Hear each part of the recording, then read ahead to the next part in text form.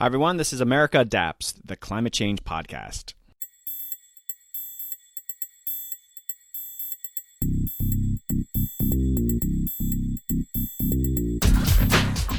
Hi, Adapters. Welcome back to another exciting episode of America Adapts. In this episode, I'm talking with Dr. Natasha DeJarnett, who works on public health issues and climate change at the American Public Health Association. We cover a lot of ground.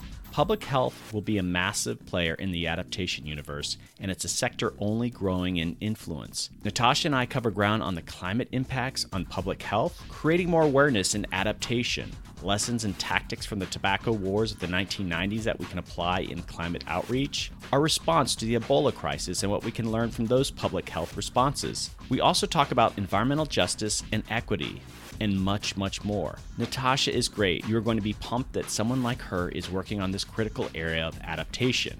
Okay, some brief housekeeping. First off, America Adapts is celebrating 2 years as a podcast. I can't believe it's been that long since my first guest, Dr. Nick Fisichella, was on the show. And now 70 episodes later, here we are. I have an upcoming episode with Sean Martin of World Wildlife Fund sharing some thoughts about this anniversary. I've mentioned before, but you can now listen to the podcast on Alexa. In my show notes, there is a video that shows you how to do this. Also, you can now listen to the podcast on Google's new podcast app, Google Podcasts.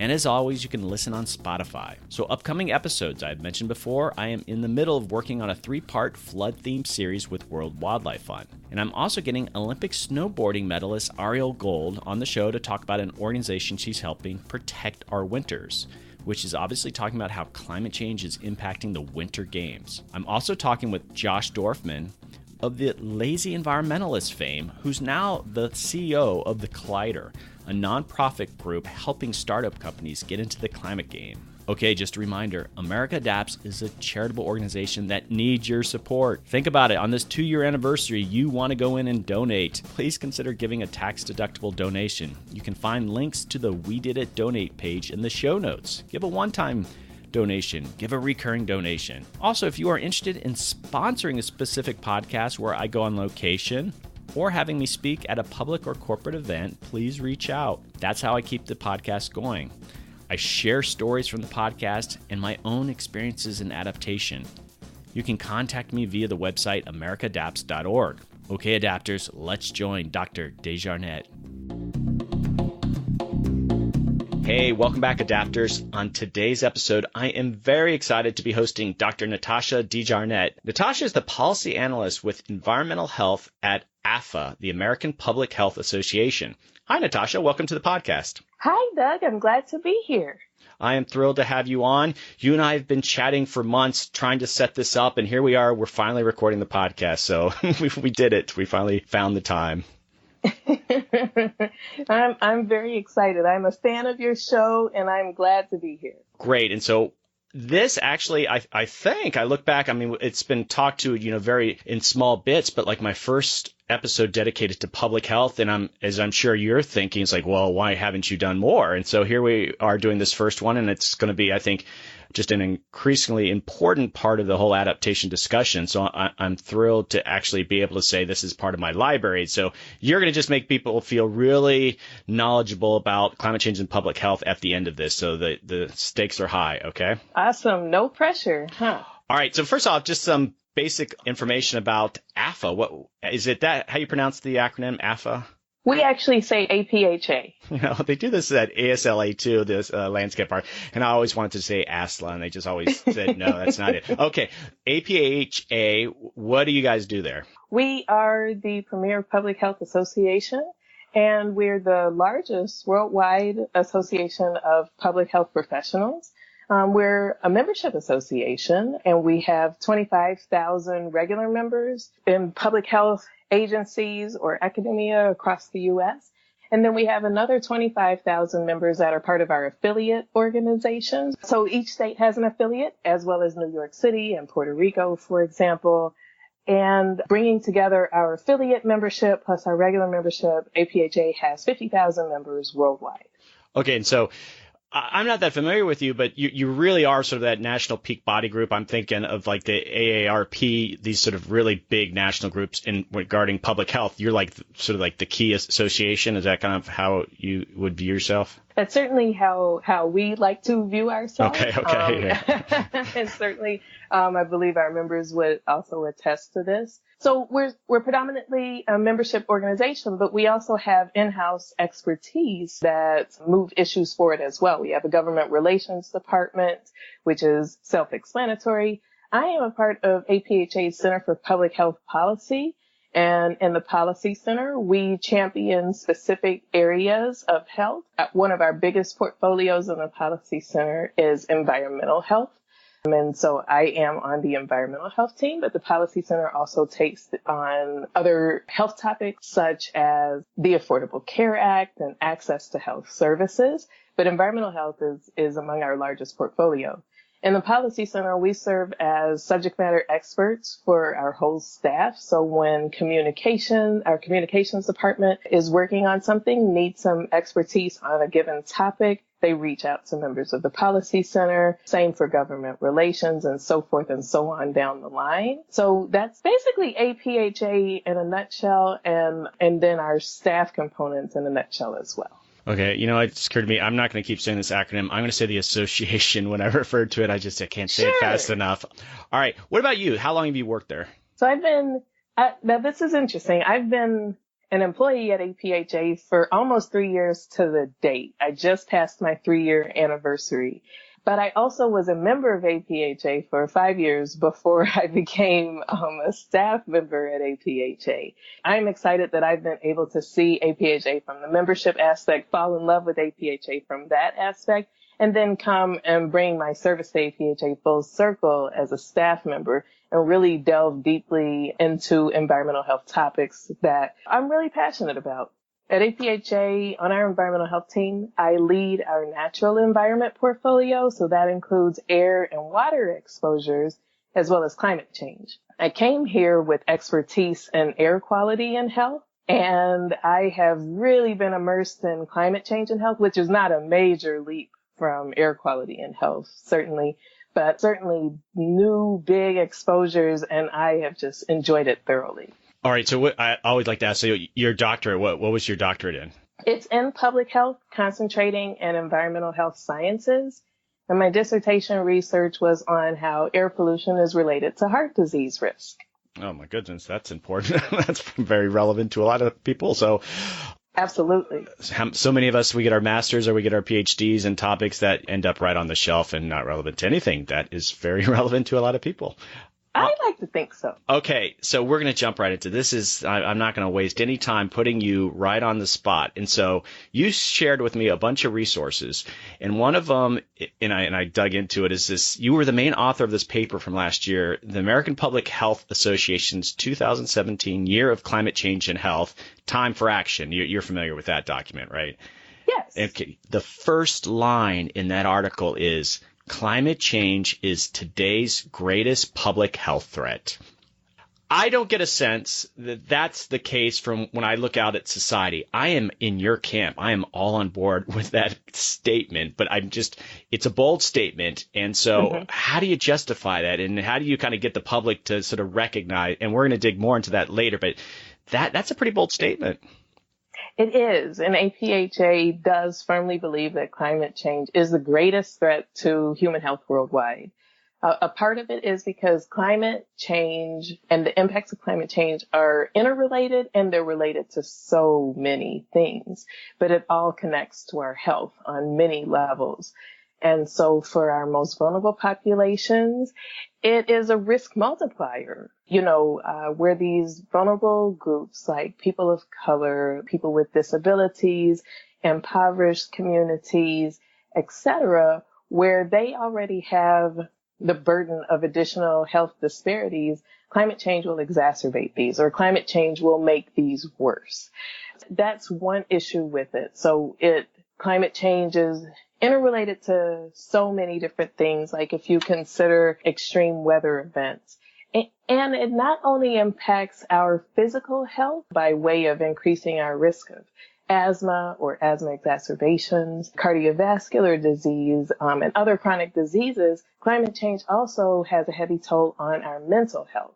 So climate change just affects health across the board, no matter what aspect of climate change we're looking at, whether it's sea level rise, whether it's flooding, whether it's extreme weather, vector-borne disease, extreme heat, the hallmark of climate change. All these factors are all connected to our health. It certainly has impacts on our economy. It has impacts on our jobs, our livelihood, and ultimately it has a big impact on our health. So we believe that one of the most important arguments that we can insert in the movement to change climate change is to insert the health argument, because health is something that is important to all of us. And whether, no matter what political party you're from, climate conversations can have a partisan divide. No matter who you are, no matter what party you're from, it affects our health.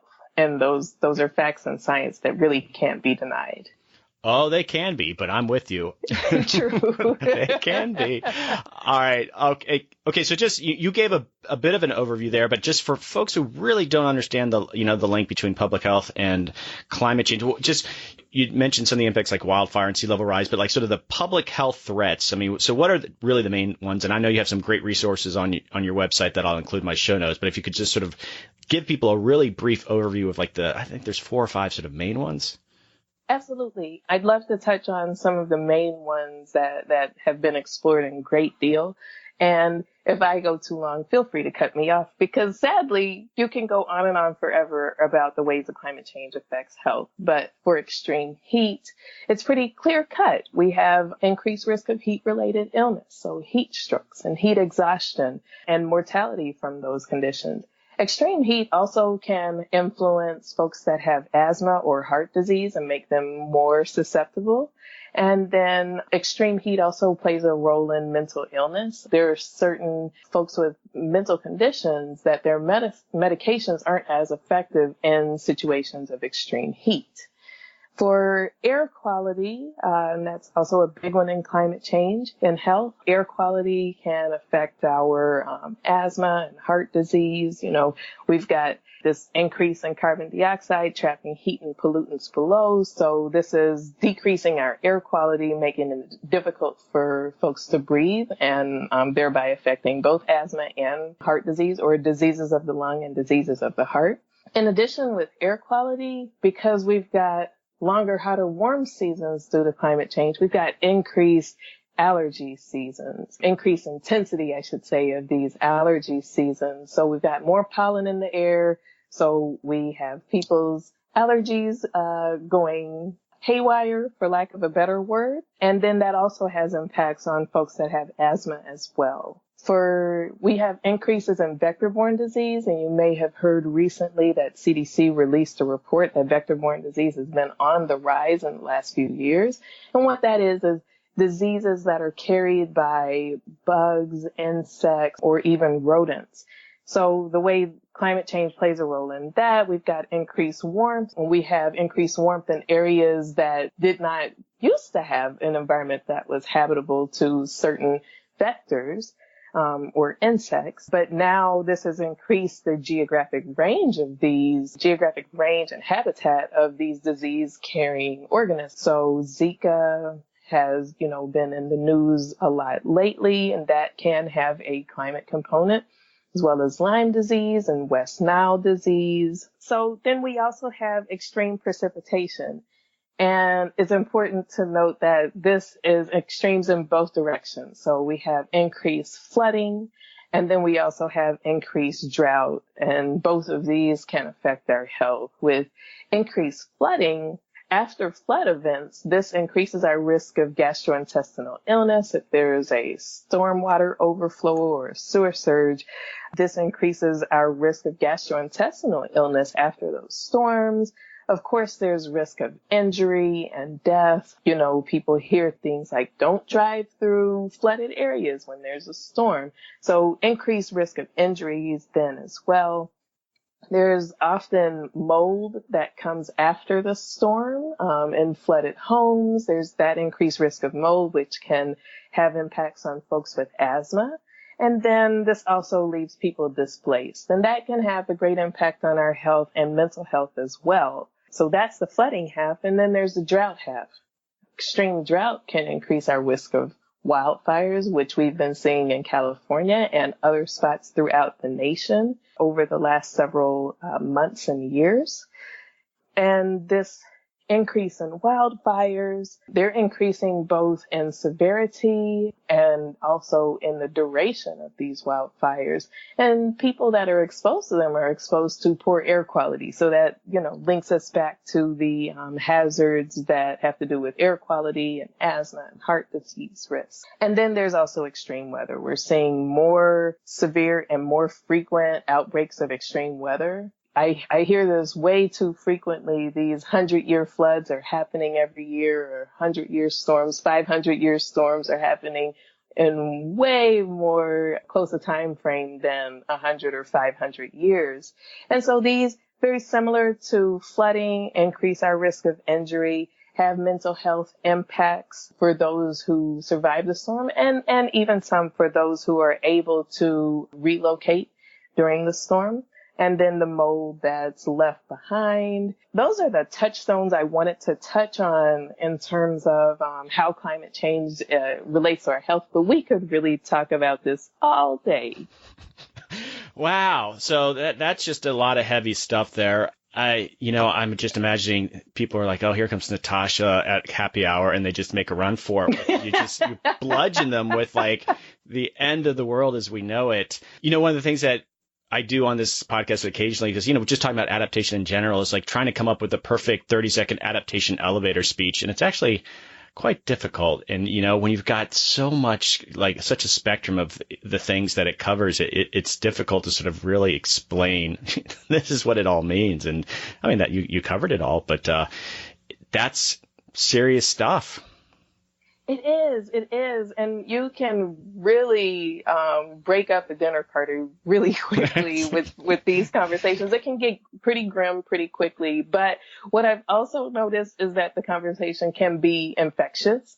I think the health talk of it can actually loop some people that may not have been in climate conversations before, can loop those folks in, because you can make connections between them and extreme heat. And when they've gone outside and been overheated on an extreme heat day, things for that example. And I had a friend who I will not oust on your program that sent me a message this morning out of the blue, not prompted at all, and said, climate change is real. I know it, and it's happening now.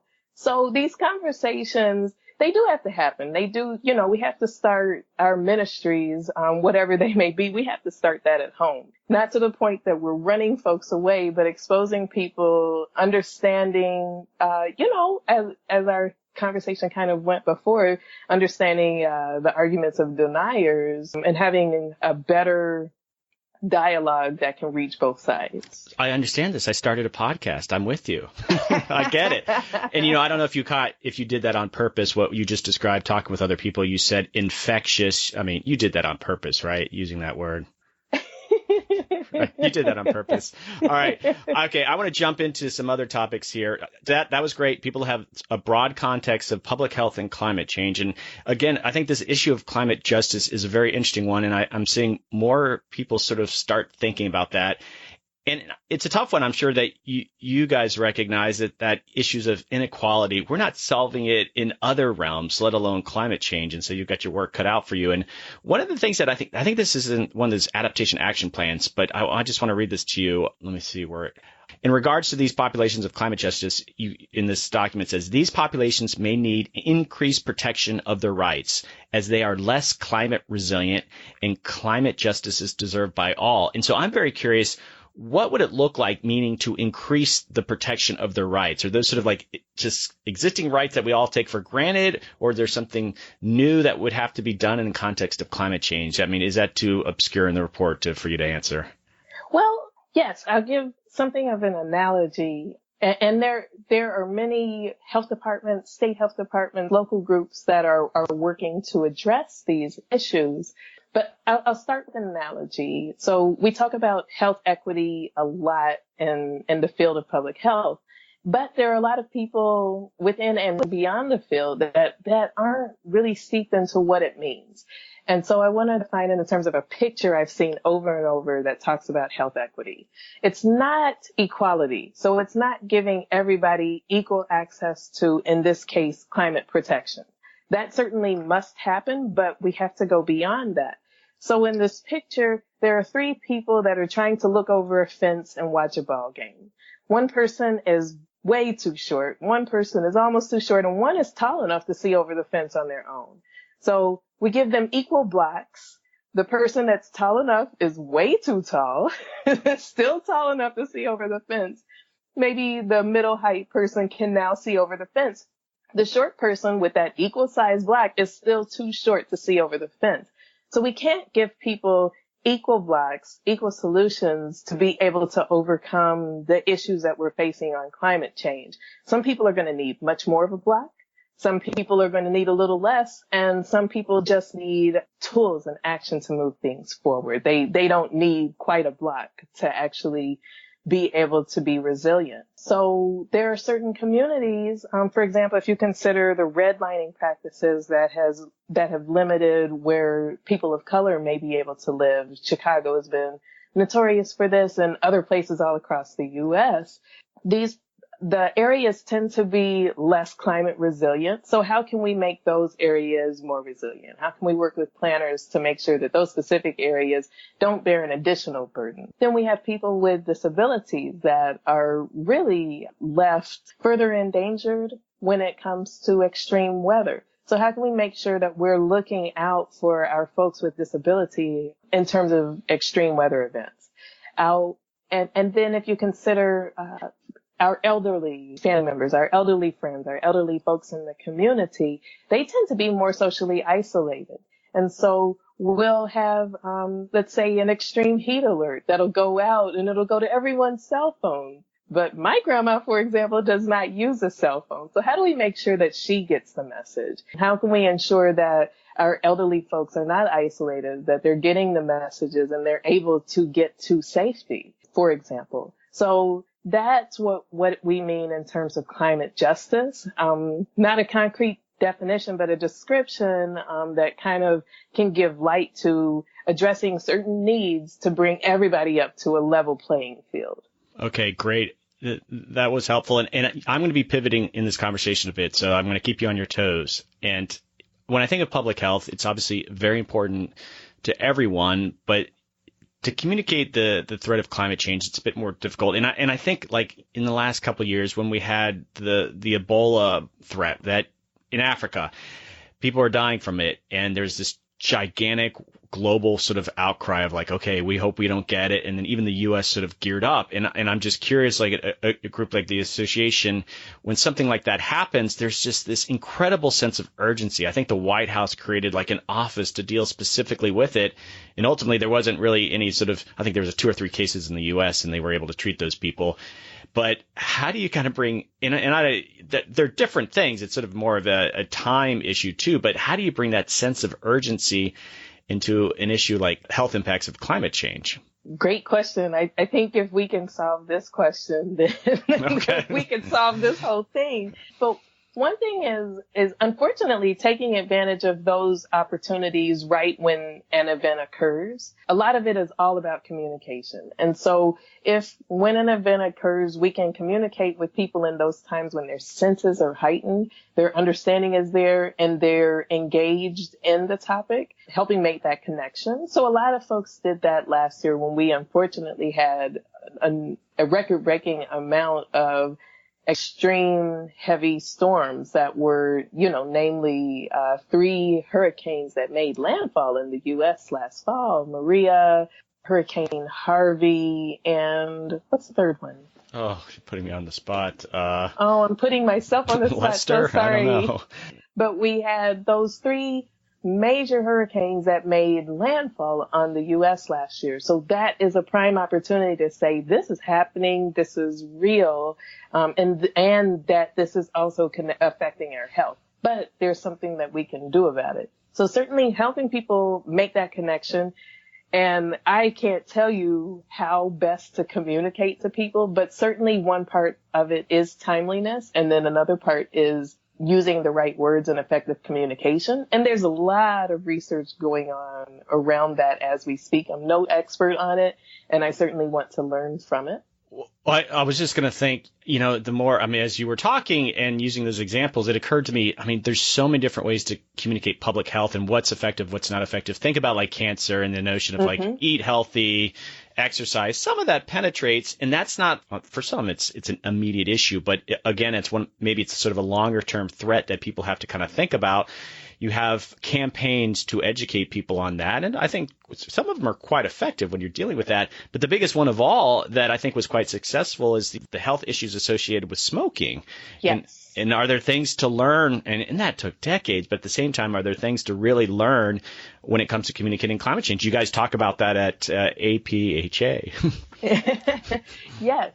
So that's been coming up in conversation much more, how effective the campaign against big tobacco was, how they did utilize health, and how they were able to impact change. Although, like you said, that did take quite some time, but certainly public health thinkers are looking to some of our key movements to see what we can learn from those movements that will be able to affect change when it comes to climate change and health. And I hope you guys do. If it's coming back to me even more is that we think a lot of these things are just sort of voluntary. People will do the right thing over the long term. But the whole big tobacco, if you remember, and I think I'm a bit older than you, but in the 90s, the Congress just took these major hearings and really exposed a lot of the tobacco heads to what they were doing, which was quickly followed by all those class action lawsuits that the states filed. And then literally hundreds of billions of dollars went toward health issues, but then also marketing. That was huge. And it would be great if we had something similar in climate change. I don't know if it's the energy companies, and I'm not saying that you're proposing that now, but that was successful in a big way because of sort of the regulatory approach to that. Yeah, it's huge. And it requires so many sectors to be involved in a huge marketing campaign, essentially. And it even involves TV, like having this conversation in our mass media, having this conversation beyond environmental type folks talking to each other. We're great at talking to each other, but we've got to enlist others in this conversation. And another movement that people have been looking to as an example is the movement towards gay marriage and equalizing rights to gay couples, and how that mainstream media really played a big impact on shifting some of the narratives and shifting some of the viewpoints on that. So not only do public health folks, scientists, academians need to continue talking and brainstorming, but we've got to engage the meteorological community. I heard on the Today Show the other day, Al Roker talked about climate change during his weather segment. I was so excited and inspired, and we got to have more of that. We definitely have to have more of that. All right, and I just want to go back to your gay marriage thing really quickly. Is that I agree, the media, and it's just they were sort of setting the stage by hopefully portraying this in a positive way. But at the end of the day, it was still the Supreme Court making sort of a regulatory decision that this is now legal. And you do need to sort of set in motion and help society get closer to that position. But there are just still big, major pivotal moments. And with climate change, maybe I'm forgetting something, but we're still not there where we had that sort of regulatory thing that just kicked it all into high gear. Absolutely. A sad reminder that there is more that has to be done. But certainly, if there's public outcry, that does help drive things. Well, you guys are helping set the stage, so that's a good thing. Okay, so I've got more questions for you. We're jumping right into these. I want to skip around a little bit because it's relevant to one of the things that you just said, in that you have a fact sheet, and this is one of the resources that you shared with me. Health approaches to climate change. How do healthcare providers and public health professionals, which is you, approach climate change differently? And there was a whole flyer that you had, and I thought that was really great that you created such a thing at your office. And I just wonder, I bet there's a probably a pretty big disconnect with healthcare providers and then health professionals like you in regards to communicating the issue, making it an urgent one, and for some obvious reasons. But I'm just curious your thoughts on, is there more integration there than what my gut tells me there's not that much? Well, so there are definitely some health provider groups that are very engaged on climate change and health. And there's certainly much more opportunity as well. But some of the major medical associations are very connected on climate change and health. What's really important in public health, and I'm really glad that you saw that fact sheet, what we want people to know first and foremost is that both responses are needed. There's a public health response that's needed, and then there's also a medical response that's needed. Neither are, it's not a competition. One is not more needed than the other. Both responses are needed so that we can protect folks from the health impacts of climate change. What's really important about the medical field in particular is that they're often the first line responders when it comes to climate change and health. When someone is injured in an extreme weather event, or when someone has a heat stroke or heat exhaustion and has to go to the emergency room, the hospitals are the first line of defense. And I can even, or not the hospitals, I should say, medical professionals are the first line of defense. And I can even speak from experience. We had an air quality alert for several days here. I personally have asthma. And I, found myself at urgent treatment talking with the doctors like, I don't know what's happening to me. And she actually made the connection. Well, we're under an air quality alert. Now you think that I know this. Great. I live and breathe this every day. But when it happens to your health, it's something different. But health providers have a great role of being that first line of defense. And when patients visit them, it's really great if they can make those connections. So what APHA did in 2016, we had a webinar series with Eco America on 4 different aspects of climate change and health, and we geared it towards medical professionals. And after that, we created a series of fact sheets that were written at an 8th grade reading level, and with the intention that doctors would hand them out to their patients to help them be able to make those connections and arm themselves against the health impacts of climate change. One in particular was on allergies and asthma. Another was on children's health because they're among the vulnerable populations that's more sensitive to the health impacts of climate change. Another was on mental health. And then we also had one that looked at transportation and healthy community design as a solution on climate change. Okay, so in those, I guess they're flyers or whatever the resources that you're handing out, does it literally say climate change on the documents that are shared? On those, it does. Right. It depends who we work with. That's a great question. And so my overall point is that there's you guys, and you know how it is. You go to your conferences and your meetings, and sort of the interaction with the public is not as sort of as much as like, okay, you have a private health clinic. I mean, these are the people literally talking to members of the public. And, it sounds like you're trying to do that, but I just think of some rural health clinic in Kansas. It would be great along with how to avoid cancer, that there's one next to that. It's just like the climate impacts on public health. And so, I mean, is that sort of your end game? That's what you're trying to go for? Absolutely. We want to get the information to those that need it. We also understand that the effects of climate change are extremely local, regional even. So trying to create different materials that can speak to the different health impacts that people are facing. We want to get that information to the groups that need it. We do a lot of work to translate research as well, because climate research is really scientific, and climate and health research also extremely scientific. And we want to make that something that means something to the general public in hopes, of driving something towards public outcry on this. And the U.S. Global Change Research Program in 2016 released their U.S. Climate and Health Assessment, which is full of wonderful information on all the many ways that climate change impacts our health. And APHA teamed up with Climate Nexus to create a series of infographics that we could share primarily via social media, but they're also on our website for anyone that wants to view them there. We've printed them out in small quantities and also shared them at meetings that we've attended. But what we did was we took the document that was very scientific, very technical, and we boiled it down to something that would be digestible to the general public. We do the same thing with our fact sheets that we share. With the infographic, we were able to make a more graphic representation of the ways climate change can impact health. But we make lots of different media type tools to reach our audiences with the information that they need. So yes, we would love to see a clinic in Kansas and other locations that have this information readily available for the folks that need it.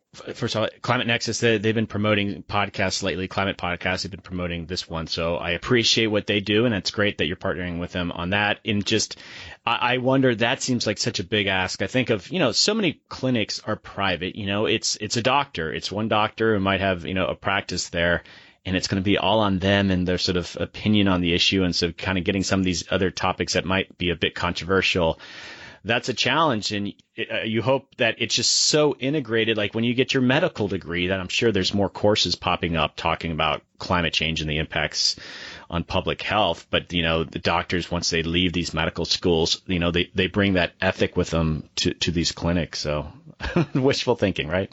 We really hope. We know that, like I said, the medical field, first line responders, the nurses are ranked in many surveys to show that they are the most trusted health professionals. So engaging nurses, engaging physicians, communicate to their patients. And people really value the opinions, or not opinions, what their doctor says. People really value what their doctor says, their doctor and their pastor. And of course, the faith community is another key community that we want to engage in helping spread the message about climate change and health to prevent the health impacts. But people listen to their physicians. And so when there are medical schools that have environmental or climate courses, I applaud them personally, and we certainly need more of that. You just corrected me, and I appreciate it. I was talking medical schools and doctors, but you'd mentioned nurses, and I think most of us spend the vast majority of our time at clinics and hospitals with the nurse. And True. So the fact that they were there being those ambassadors, and nursing schools and such. So no, good point. I just jumped right into the doctor schools. All right, your partners. I want to talk a bit about some of your partners, and I'd mention AARP, and they obviously are very interested in the health of their members. It's a large organization and senior citizens, but I think they've expanded. I think you could be 50 and join AARP. Is that a group that you work with on climate change issues and public health? I don't believe that we have worked directly with AARP on climate change and health. We welcome all partners at APHA, and that would be a wonderful partner to team up with, because it would allow us to address a population that is, one, vulnerable to the health impacts, more vulnerable, more sensitive to the health impacts, also a very able-bodied voting group of the public, and they would certainly be a wonderful resource and group with which to connect. All right, let's get on it then. So the CDC, the Centers for Disease Control, it's a government agency. They have been a longtime partner for your association. People want to know what's happening there on climate change issues. Can you speak to that? I know you guys had a big conference last March or April, and it actually was a bit controversial for no apparent reason, but it was. So what's going on there? So CDC has a robust climate and health program under the leadership of Dr. George Luber. And APHA has been a partner with CDC for a number of years on climate change and health, and also advocated for support of CDC's public health programs, including climate change and health. And we work very closely with them. So I know you've seen some of the resources that we have. We worked with them to create a series of 5 fact sheets on climate change and health. These fact sheets are around adaptation and largely what local health departments can do to adapt to the health impacts of climate change. We've also written recently 2 reports with them on climate and health adaptation, which has featured the work of their CDC BRACE grantees, and BRACE is Building Resilience Against Climate Effects. So they have grantees all across the U.S., in states and cities across the U.S. that are working on climate and health adaptation. So we've written 2 reports that have featured narratives and success stories on what BRACE grantees are doing. And these serve as great stories and best cases of best practices that others that are looking to implement climate and health plans can learn from. We have a series of success stories that we work on at APHA, been doing that over the years. And we did one on New York State featuring their climate and health program, took a really deep dive into some of the activities that they have enacted on climate change and health adaptation. And then prior to my time at APHA and CDC teamed up to write a guidebook for public health department and public health agencies called Climate Change Mastering the Public Health Role. So this was in 2011, but the information that is in this report is still very useful, very accurate.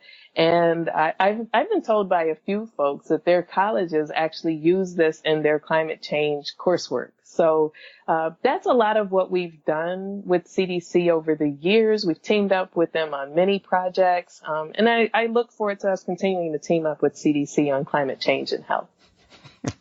That was such a nice politically correct answer. But have they stepped back at all in the last year and a half? Have they stepped back from the issue of climate change? It sounds like they haven't. You just said that they've partnered with you, but are they still involved? I mean, are they changing things in regards to the reports and such?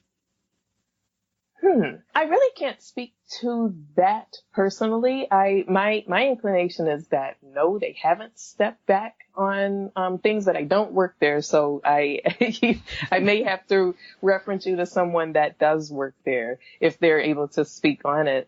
But they're not a political agency, and that is the beauty of working with CDC. And they don't act like a public, they don't act like a political agency. And this is a really good sign, so that we can continue to move climate change and health forward. And we hope that there's a continued separation between science and opinion, and it doesn't hinder the work, and it hasn't thus far. We certainly want to see CDC continue to receive funding in this area. This year, for the 2018 fiscal year, they were level funded, although the president's budget actually eliminated the CDC climate and health program, and the House also proposed eliminating it. The Senate version kept it level funded, and that's what we ended up with. So that felt like a victory because there was a chance that it could be eliminated. But level funding isn't a complete victory. We certainly would like to see that this and other programs that were level funded in the next year, we would really like to see that they receive an increase in funding so that this work can continue. CDC has these BRACE grantees across the country that are doing great things in terms of climate change and health adaptation in their state, but they certainly need funding to continue this great work. So, as I said before, we completed this report on the BRACE grantees, climate change adaptation, on the BRACE grantees regarding climate change and health adaptation. And for the 2018 version, we asked each of the grantees to list some of the challenges that they face in implementing their programs, because you can always learn from somebody else's challenges. So we thought that would be really helpful for those trying to look for best practices. Many of them cited that resources are an issue. So there's certainly a need for continued resources, that being most important, but also increased resources so that the work can thrive. Okay, so I did get in there that maybe the policies are sort of kind of status quo at CDC, but when the White House zeroes out your program, message sent. So hopefully that they'll demonstrate their value in the coming year, that's not going to be an issue next year, that you're not having to kind of fight those battles to make sure that they get their funding. Yeah, that's absolutely the hope. All right, so a few more questions. We've covered a lot of ground, and a recurring theme with my listeners, especially younger listeners, is that they listen to the podcast and they think, oh, well, maybe I want to get into the adaptation universe. And what you're doing now is part of that. And so what do you think the opportunities are in your field, not just your job, but in general with public health? If someone wants to get into adaptation public health, what would you recommend to them? What kind of schooling, what kind of, areas could they find jobs? Well, that's great. So there are jobs in many states that are doing climate change and health adaptation at a state level. There are some that are also doing it at the local level. As I said, there's an issue with resources, but many states are at least doing this at a state level. But there are also associations and nonprofits like APHA. What I would suggest is that students that are interested, certainly immerse yourself in the topic. If you can, take courses on it. If you're in a school of public health or in a school of environmental science, if you're able to actually take a course on climate change, then certainly immerse yourself there. If not, if you're able to do an independent study and take a deep dive in that direction, go for it. Absolutely. Much of my learning on climate change and health has been on the job. So what others can do is they can intern. APHA certainly has interns, but many of the other public health organizations, nonprofits also have interns. So certainly be an intern.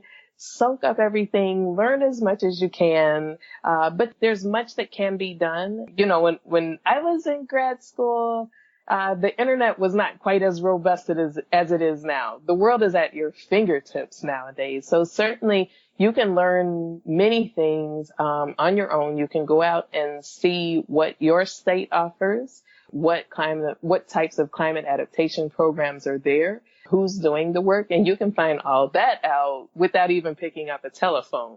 You can look on the computer and get much information that way. And then there's podcasts. I'm pretty sure there was not a climate adaptation podcast when I had started grad school. This would have been amazing, a wonderful opportunity. So the information is at your fingertips online, on podcasts. And then if you can find an organization to link with. Another thing that I personally did when I knew a topic that I was very interested in, but I couldn't quite break into it in my coursework, I volunteered. I was very interested in environmental justice. That is my passion project. And it really underscores all of the climate work that I do. And so I was very interested in that, but we didn't have a course in environmental justice when I was in grad school. There weren't as many opportunities in that space. And so what I did was I found a local environmental justice organization and I volunteered with them. And that allowed me to have that experience. So volunteering, also definitely join professional societies that will help you connect with others that are like-minded. And certainly somebody there knows somebody that's doing something a little closer to what you want to do. So if you can start by shadowing or interning, or if you can actually find professional experience in that field, the sky's the limit. But certainly start with the internet and get a good lay of the land there. Awesome advice. Lots of different avenues to pursue there. Okay, so just a couple last things here. First is there any last thing that you want to share? I mean, we've covered a lot of ground here, but is there any last sort of message that you don't think you necessarily got out or just sort of want to repeat in regards to what your organization's doing or this whole broader issue? Is final thoughts? I just want to reiterate that the impacts of climate change are being felt today. It's affecting our health today. It's not far off in the future. It's happening now. Polar bears have historically been the face of climate change, and polar bears are extremely important. But polar bears are probably looking back at us right now and saying, hey guys, you humans, you are affected too. We need to make ourselves, our children, our parents, our seniors, our elders in the community, we need to make all of our faces the face of climate change and operate to adapt to protect our health. And it can be done. While this is the greatest challenge we face, this is also the greatest public health opportunity. Awesome. Okay, last question I ask of everyone, and you know what's coming. If you had to recommend one person to come on the podcast, and you can help make that connection, that's not necessary, but who would it be? Oh, wow. My mind just raced through so many exciting folks. There are some wonderful people that I have had the privilege of learning from on climate change and health since my time at APHA. I highly recommend Dr. Linda Rudolph. I highly recommend Dr. Kim Knowlton, and I also highly recommend Dr. Jonathan Patz. These are some of my climate change and health heroes, and they would certainly add value and great conversation to the discussion. Well, awesome. I'll do, if you could share any resources on them, but I'll try to do my own digging. But yeah, I'm always looking for different voices. And of course, I'll be coming back to public health. It'll keep me busy with content, I'm sure, for years and decades to come. So, all right. Well, thank you so much for coming on. Thank you for what you do. Critically important. And I don't think it gets enough attention, and what I can do to help, I want to do. But good luck with everything that you're doing. Thank you so much. All right, adapters, that's another episode of America Adapts. Until next time.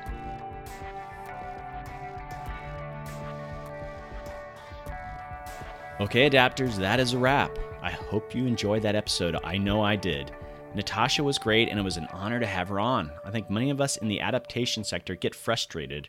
We're not getting enough traction on influencing the public on what's coming. I think as the public health community turns its gaze toward climate change, we are going to gain some powerful allies in what we do.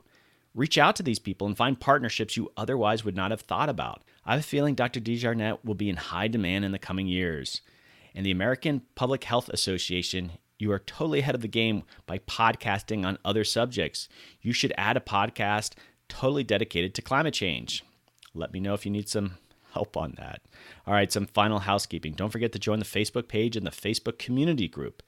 The group is private, but just search for America Adapts on Facebook and ask to join, and I will approve it right away. It's a chance to hear some insider conversations, and listeners share really interesting stories on that Facebook page, and we get into some side conversations that are actually very interesting. All right, I love hearing from you. Every time I release an episode, I hear from random people from all over the world. I love it. Reach out. Let me know what you think of the episodes. Let me know if you have ideas for guests, or just reach out to say hi. Seriously, it's the highlight of my week hearing from you, and sometimes it actually leads to some interesting collaborations. I'm at americaadapts@gmail.com. Send me an email. Okay, check out the website at americaadapts.org. All this information is in my show notes, especially the link to that donate page. It's the 2-year anniversary. You know you want to go in and donate. All right, adapters, keep up the great work. I'll see you next time.